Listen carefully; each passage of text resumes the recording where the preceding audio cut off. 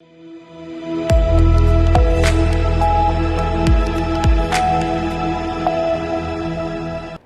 मैं हूं रत्ना और आप देख रहे हैं सी न्यूज़ भारत। आए करते न्यूज बुलेटिन की और बात होगी बिलीमोरा के, जहां विनायक अपार्टमेंट में स्थित एस किचन पॉइंट नामक बंद दुकान में आग लग गई, जिस इलाके में अफरा तफरी मच गई। साथ ही बात होगी गाजीपुर की, जहां निर्माणाधीन मुख्यमंत्री मॉडल स्कूल भवन का जिलाधिकारी अनुपम शुक्ला द्वारा औचक निरीक्षण किया गया। तमाम खबरों पर विस्तार से चर्चा करेंगे। खबर बिलीमोरा से है, जहां आईटीआई के सामने विनायक अपार्टमेंट में स्थित एस किचन पॉइंट नामक बंद दुकान में आग लग गई, जिससे इलाके में अफरा तफरी मच गई।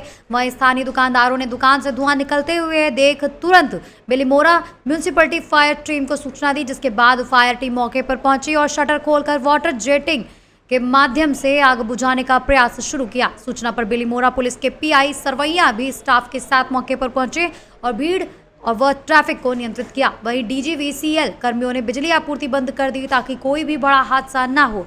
कुछ ही देर में डेल्टा फायर फाइटर्स को भी बुलाया गया और करीब 15 से 30 मिनट की मशक्कत के बाद आग पर पूरी तरह से काबू पा लिया गया। घटना में किसी के हताहत होने की सूचना नहीं है। हालांकि अनुमान है कि लाखों रुपयों का नुकसान हुआ है। मौके पर पुलिस, फायर टीम, नगर पालिका प्रतिनिधि और स्थानीय लोग मौजूद रहे तथा आग लगने के कारणों की जाँच की जा रही है। बिलीमोरा से सी न्यूज़ संवाददाता तार मोहम्मद मेमन की रिपोर्ट। खबर गांधीनगर से है, जहां गुजरात सरकार ने किसानों के हित में एक महत्वपूर्ण और किसान लक्षी फैसला लिया है, जिसके तहत बाजरा, मक्का और ज्वार की समर्थन मूल्य पर खरीद सीमा में बड़ी बढ़ोतरी की गई है। कृषि मंत्री जीतू भाई वगानी ने जानकारी देते हुए बताया कि अब प्रति किसान 3500 किलो बाजरा, 2500 किलो मक्का और 1700 किलो ज्वार की खरीद की जाएगी, जिससे किसानों को अपनी अधिक उपज न्यूनतम समर्थन मूल्य एमएसपी पर बेचने का अवसर मिलेगा। मुख्यमंत्री भूपेंद्र भाई पटेल के मार्गदर्शन में लिए गए इस निर्णय का उद्देश्य राज्य के किसानों को आर्थिक रूप से सशक्त बनाना और उन्हें बेहतर आय सुनिश्चित करना है। सरकार का मानना है कि इस कदम से हजारों किसानों को सीधा लाभ मिलेगा और वो अपनी उपज को आर्थिक, पारदर्शी और लाभकारी तरीके से सरकारी खरीद व्यवस्था के तहत बेच सकेंगे, जिससे ग्रामीण अर्थव्यवस्था को और भी ज्यादा मजबूती मिलेगी। नमस्कार।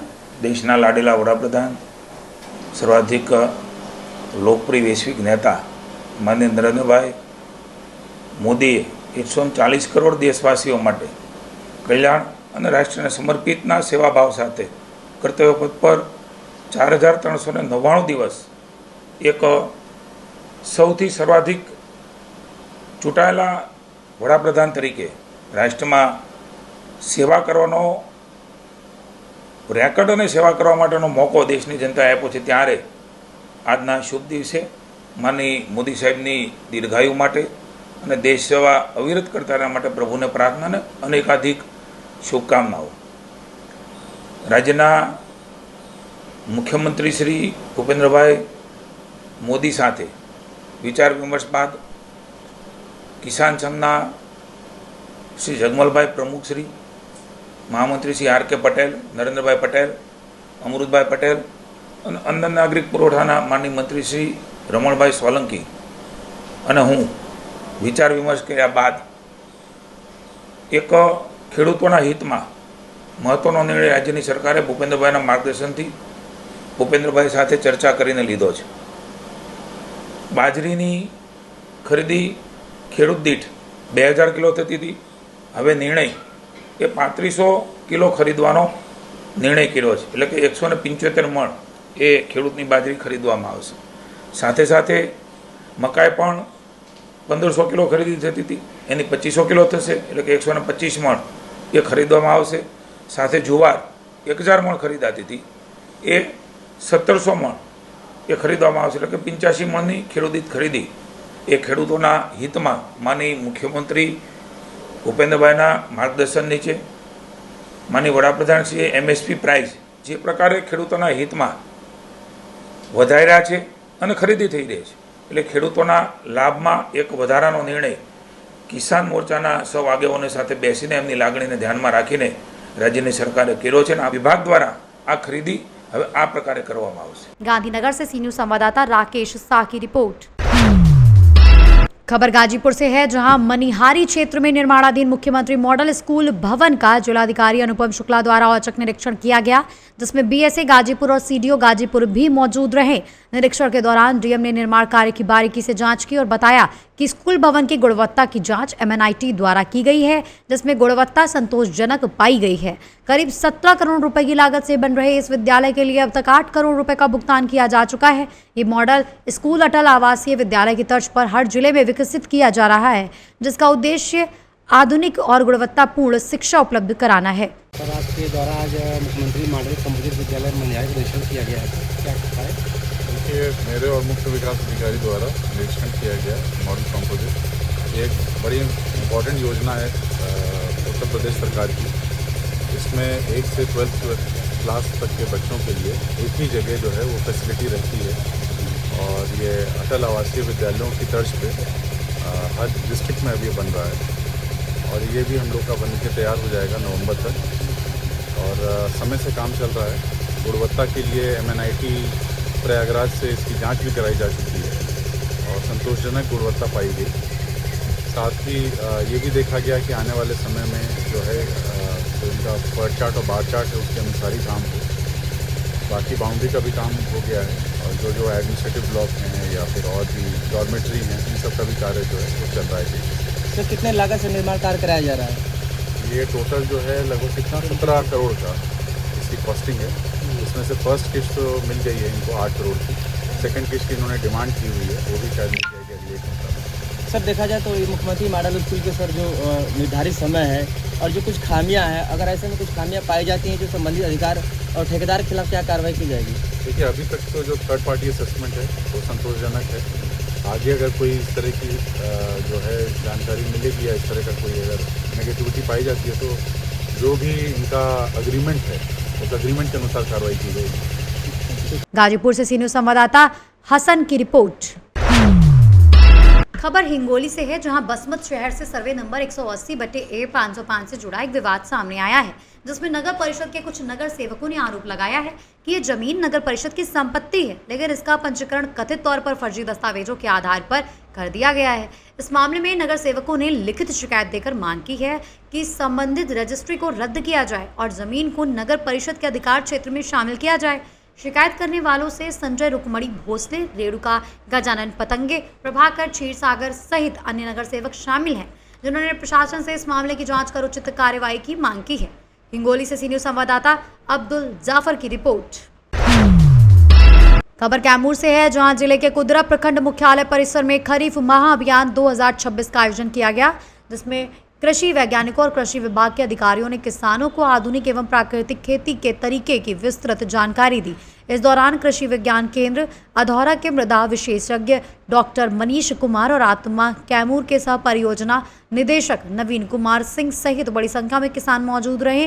विशेषज्ञों ने मिट्टी स्वास्थ्य संरक्षण, संतुलित उर्वरक उपयोग और प्राकृतिक खेती को बढ़ावा देने पर जोर देते हुए कहा कि मिट्टी परीक्षण के आधार पर उर्वरकों का प्रयोग करने से उत्पादन बढ़ता है और लागत कम होती है। डॉक्टर मनीष कुमार ने पराली एवं पुआल न जलाने की सलाह देते हुए बताया कि इससे मिट्टी की उर्वरता और जैविक कार्बन प्रभावित होता है, जबकि नवीन कुमार सिंह ने किसानों को विभिन्न सरकारी कृषि योजनाओं और खरीफ फसलों की वैज्ञानिक खेती की जानकारी दी।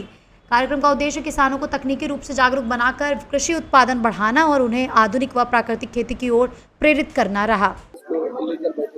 आज कृषि विभाग की तरफ से खरीफ महाअभियान 2026 का आयोजन किया गया है, जिसमें मुख्य रूप से हमारे कृषि विज्ञान केंद्र के जो वैज्ञानिक गण हैं उनके द्वारा संतुलित उर्वरकों का प्रयोग और प्राकृतिक खेती के विषय पे ज़्यादा जो है प्रशिक्षण के संबंध में बताया गया, ताकि भविष्य में जो भी हमारे किसान बंधुगण हैं वो खादों का संतुलित प्रयोग करते हुए खेती से अच्छा उत्पादन ले सकें और भविष्य में जो सरकार की योजना है जिसमें कि हमको 25% प्राकृतिक खेती करनी है, प्राकृतिक खेती की तरफ हम लोग 25% जो है किसानों को जागरूक करेंगे कि वो प्राकृतिक खेती से अपने उत्पादन को बढ़ाएं और स्वस्थ रहें, जो उनका परिवार, उनका देश, उनका एरिया, ताकि भविष्य में और किसान भी इस चीज़ को देख के अपना सकें।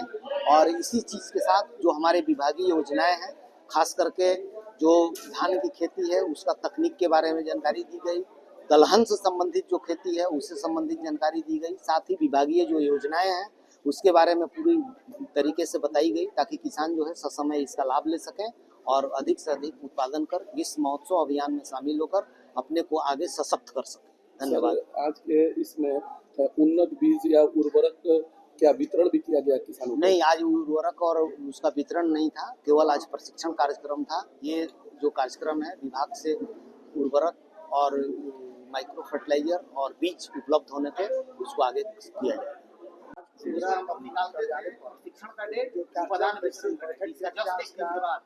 मैं डॉक्टर मनीष कुमार कृषि विज्ञान केंद्र कैमूर से हूं और यह जो कुदरा प्रखंड कैमूर में आज यह शारदीय खरीफ महाअभियान का कार्यक्रम है, इसमें किसानों को प्रशिक्षण मुख्य रूप से प्रधानमंत्री जी के आह्वान जो उन्होंने किया कृषि मंत्री ने, खेत बचाओ अभियान, जिसमें किसानों को संतुलित उर्वरक प्रबंधन के बारे में बताया गया, जिससे कि जो मिट्टी की उर्वरता है, भूमि की उर्वरता है, वो लंबे समय तक बरकरार रहे, फसल की उत्पादकता बढ़े और हमारा वातावरण सुरक्षित रहे, प्रदूषित न हो और हम स्वस्थ रहें।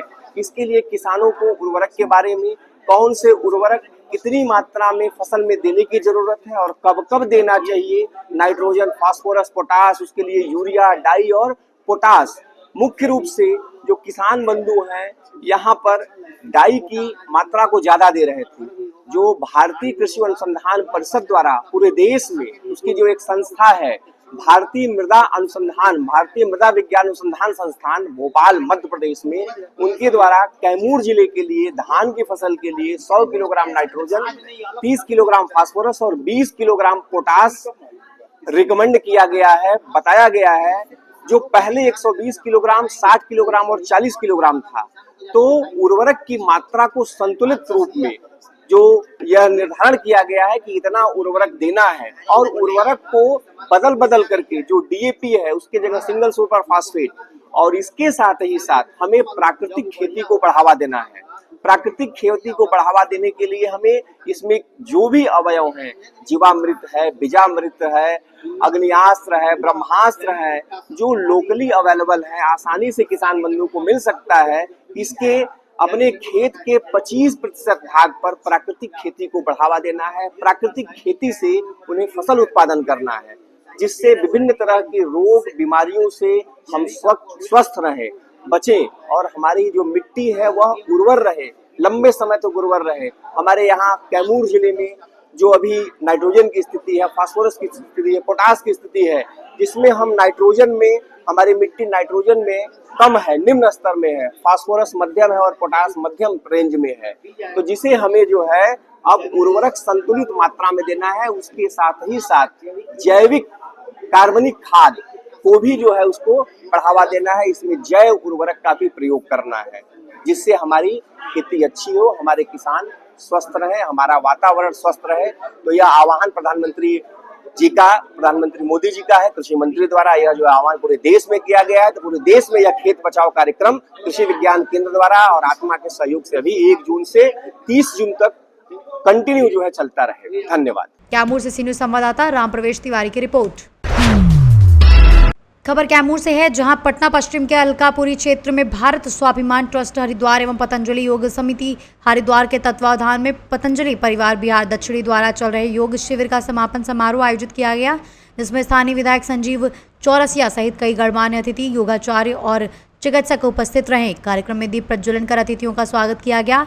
योगाचार्य अवध नारायण चौबे के मार्गदर्शन में प्रतिभागियों को विभिन्न योगासन, प्राणायाम एवं जल नेति जैसी क्रियाओं का अभ्यास कराया गया, जिससे बड़ी संख्या में लोग लाभान्वित हुए। और वहीं कार्यक्रम का उद्देश्य लोगों को स्वस्थ जीवन के लिए योग से जोड़ना और योग करें निरोग रहें के संदेश को जन जन तक पहुंचाना रहा, जिसके अंत में शांति पाठ के साथ आयोजन संपन्न हुआ। कैमूर से सीनियर संवाददाता राम प्रवेश तिवारी की रिपोर्ट। खबर पवई से है, जहां रजनी शुक्ला आशा कार्यकर्ता की हत्या करने वाले आरोपी सुरेंद्र तिवारी ने पहले उसकी हत्या की, फिर खुद जहर का सेवन कर खुदकुशी कर ली। रजनी शुक्ला पवई वार्ड नंबर 14 में किराए के मकान पर रहती थी। रजनी शुक्ला सुनवानी खुर्द पर आशा कार्यकर्ता के पद पर पदस्थ थी। घटना की सूचना पर पुलिस मौके पर पहुंची और जांच में जुट गई है। पवई से सीनियर संवाददाता सुरेश कुमार द्विवेदी की रिपोर्ट।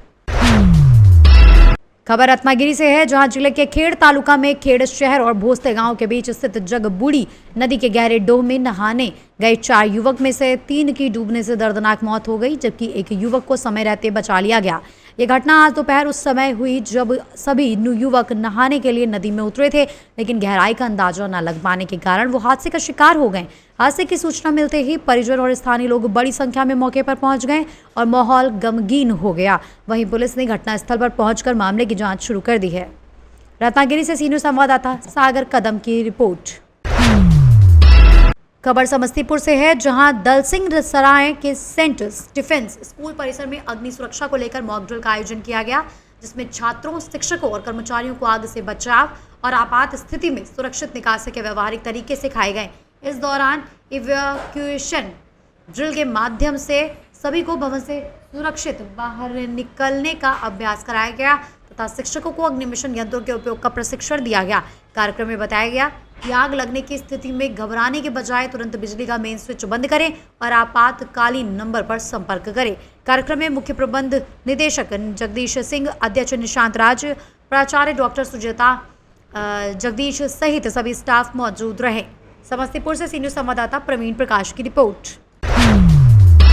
खबर टीकमगढ़ से है, जहां भारतीय जनता पार्टी के नगर मंडल द्वारा नजरबाग प्रांगण में मोदी सरकार के 12 वर्ष पूर्ण होने पर सुंदरकांड पाठ का भव्य आयोजन किया गया, जिसमें भव्य आरती भी हुई। इस कार्यक्रम में भाजपा जिलाध्यक्ष सरोज राजपूत, भाजपा चंबल संभाग प्रभारी अभय प्रताप सिंह यादव और पूर्व नगर पालिका अध्यक्ष लक्ष्मी गिरी गोस्वामी सहित कई पदाधिकारी एवं कार्यकर्ता शामिल रहे। कार्यक्रम का संचालन एवं आभार प्रदर्शन महामंत्री अभय प्रताप सिंह द्वारा किया गया। इस अवसर पर जिलाध्यक्ष सरोज राजपूत ने सरकार की 12 वर्षों की उपलब्धियों का उल्लेख करते हुए विकास, जन कल्याण और आत्मनिर्भर भारत के संकल्प को रेखांकित किया। वहीं मछुआ कल्याण बोर्ड अध्यक्ष महेश केवट के भाजपा से निर्विरोध राज्यसभा उम्मीदवार बनने की खबर पर कार्यकर्ताओं ने पटाखे फोड़कर और मिठाई बांटकर उत्सव मनाया, जिसे बुंदेलखंड के लिए गर्व का विषय बताया गया। टीकमगढ़ से सीनियर संवाददाता अवधेश की रिपोर्ट। बुलेटिन में फिलहाल इतना ही। देश और दुनिया की तमाम बड़ी खबरों के लिए देखते रहिए सी न्यूज़ भारत।